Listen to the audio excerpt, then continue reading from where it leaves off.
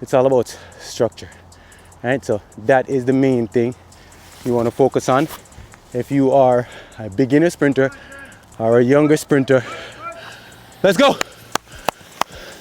right? Or even an advanced sprinter, to improve, you have to make sure that you have structure in your training. You're not just doing random workouts. Everything needs to be planned out.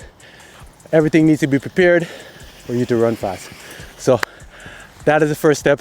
That's the first thing that I make sure that I do to help me to sprint as fast as I can at my age. And I did all of this as a full-time coach running a track club, helping other athletes get to peak performance. Right? It's all about structure. It's all about how you plan your work. The key takeaway I want you guys to understand here is that I don't train more than I used to. If anything, I'm training less than I used to. Like, I remember being in programs, for example, being on there at MVP in Jamaica. This is one of the biggest clubs in Jamaica. I was training way harder but running slower. Even when I made the move and went to America and went to university in America, granted, I did gain experience by competing a lot more, but the point I'm trying to make here is I don't train harder now.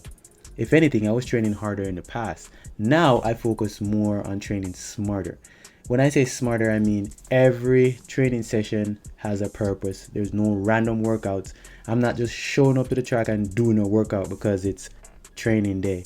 Everything is with a purpose. Everything serves a purpose. Everything is planned out, methodical, and has a purpose. So when we think about acceleration and when we think about speed endurance and max velocity sprinting, those are going to be the three key things for me as a sprinter to help me to improve. And what I try to do is make sure that each training session is focused on quality over quantity, and that's one of the major keys that helped me to become the athlete I am today. And that's how I model my training. I don't just give athletes random workouts. Everything is tailored. And when we think about performance, everything is by the book. Everything is okay.